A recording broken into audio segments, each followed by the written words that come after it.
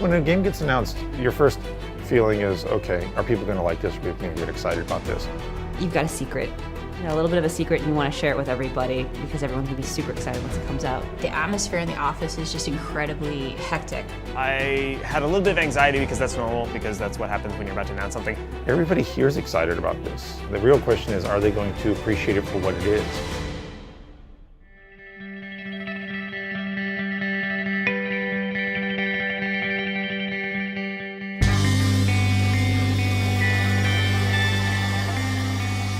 The things that we think about and get really anxious about in the continuation of, you know, such a big franchise like Borderlands is always are we providing something in the game that fans are going to react to and want? Sometimes I'm a little nervous that people will look at this and say, why isn't it Borderlands 3?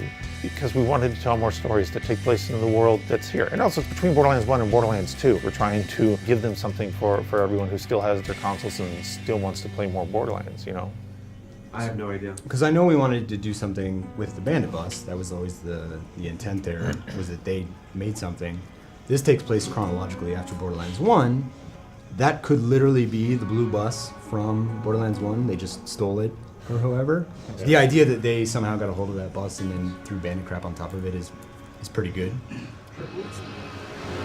The idea for the pre-sequel basically came about where Randy Pitchford worked something out with 2K where we wanted to make another Borderlands game, but also wanted to be able to work with 2K Australia to make it basically, something that we wouldn't make entirely internally. They'd finished up BioShock Infinite, and they had some bandwidth. They wanted to know what their next big adventure was. We felt like there was just a lot more that we could be doing in the Borderlands universe, and the idea of another standalone experience had come up. It really came from a sort of mutual momentum to the logical place of what can we do that would be fun and cool, tell a cool story, and let us work with these really great guys in Australia.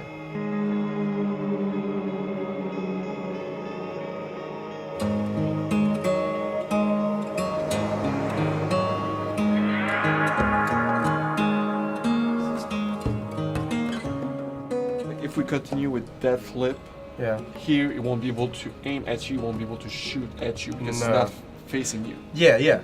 Well, that's fine though, because that was the original problem that we were having. If we tried to turn him around, he would wig out of it. It's the AI component only supports 3. That's so what I start thought. a loop and an end.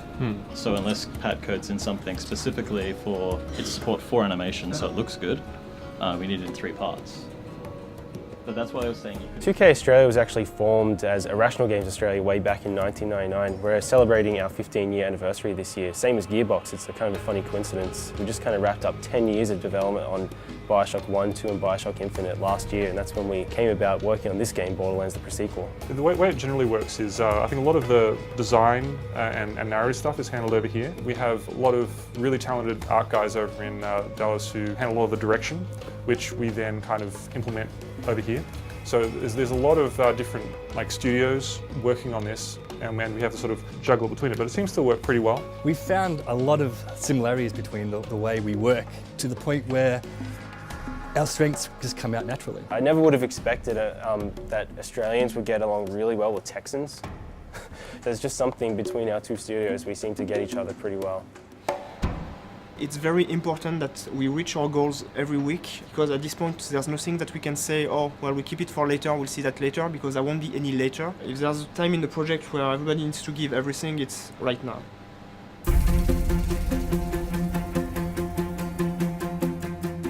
Gearbox is enabling Australia to really bring their creative vision to it, but Australia is respecting the experience and everything that Gearbox has done to build the brand. I mean, I am happy to take some credit for Borderlands generally existing. I'm actually really proud of that.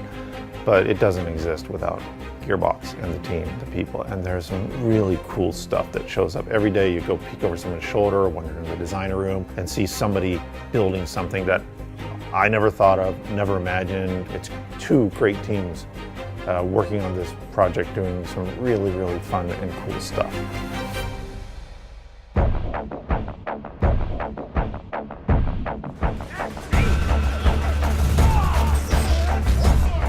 between Borderlands 1 and Borderlands 2, we have this really interesting story that we've never told. There are a couple of quests in this game that are just ridiculous. In Borderlands 1, the moon is a solid piece of rock. In Borderlands 2, it's all cracked and damaged. There's a space station up there, and Handsome Jack is taking charge. It's fun delving into his character and getting to see another side of Jack and understand his story. I'm super stoked to bring that story to the players.